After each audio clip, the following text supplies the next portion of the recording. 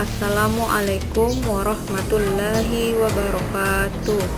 Kita lanjutkan lagi kegiatan pembelajaran hari ini. Bagaimana kabarnya? Alhamdulillah, semoga kita selalu dalam lindungan Allah Subhanahu wa Ta'ala.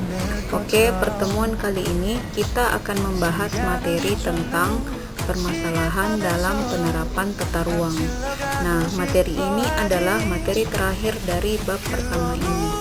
Semoga kalian tetap semangat mengikuti setiap kegiatan pembelajaran kita.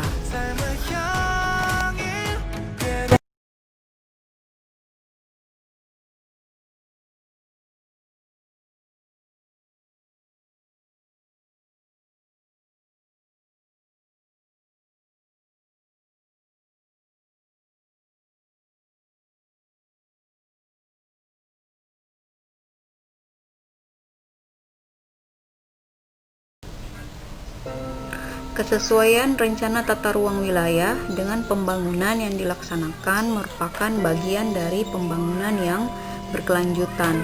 Dengan adanya rencana tata ruang wilayah, diharapkan dapat terwujud kondisi ruang wilayah yang nyaman, produktif, dan berkelanjutan. Akan tetapi, dalam pelaksanaannya terdapat permasalahan dalam penerapan tata ruang di wilayah Indonesia. Antara lain, yang pertama adalah konflik kepentingan antar sektor. Contohnya, izin pertambangan di kawasan hutan, izin pembukaan perkebunan di kawasan hutan, dan alih fungsi lahan pertanian menjadi kawasan industri, yang seharusnya kegiatan-kegiatan tersebut tidak dilakukan karena sudah menyalahi aturan. Terjadinya konflik kepentingan antar sektor ini merupakan bukti bahwa rencana tata ruang wilayah sepenuhnya belum dijadikan acuan dalam pembangunan dan pelestarian lingkungan secara nasional. Yang kedua adalah penyimpangan pemanfaatan ruang.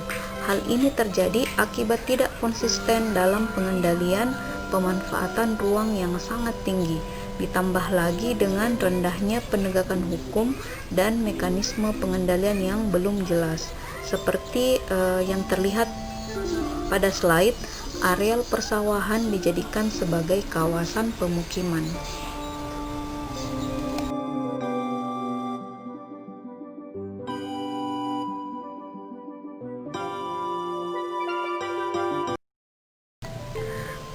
Masalah selanjutnya adalah masyarakat bukan menjadi objek dari pemanfaatan ruang, tetapi mereka harus menjadi pelaku dalam pemanfaatan ruang.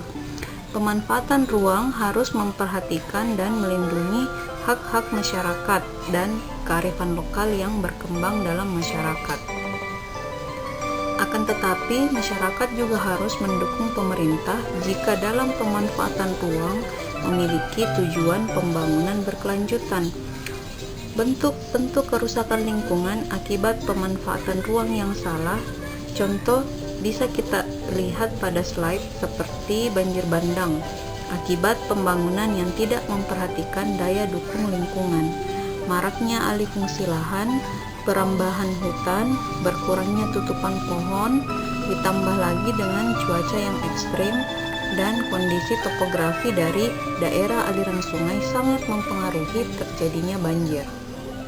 Yang kedua adalah selanjutnya dampak dari ketimpangan wilayah desa kota, memunculkan permasalahan di perkotaan seperti kesemrautan atau ketidakteraturan sehingga menimbulkan kemacetan lalu lintas.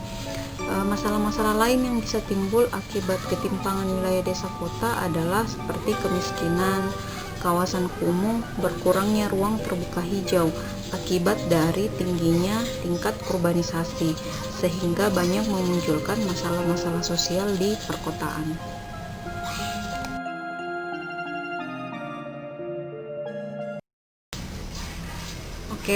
Masalah selanjutnya adalah ketidakselarasan dapat terjadi antara kepentingan ekonomi dan kelestarian lingkungan.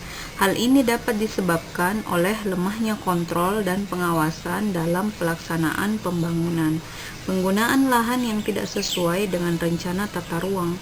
Ini merupakan bukti bahwa rencana tata ruang belum sepenuhnya dijadikan upaya pencegahan dalam pelestarian sumber daya alam dan lingkungan hidup. Contoh bisa kita lihat pada slide pemukiman padat di sekitar bantaran Sungai Ciliwung yang sangat tidak elok dipandang mata dan pastinya akan terdampak banjir jika terjadi luapan di sepanjang sungai. Oke, itu tadi permasalahan-permasalahan yang timbul dalam penerapan tata ruang di Indonesia. Sekian materi dari saya. Jadi sekarang kalian mengerjakan kegiatan siswa secara mandiri di rumah. Dan materi pada bab ini saya anggap sudah selesai. Terima kasih. Wassalamualaikum warahmatullahi wabarakatuh.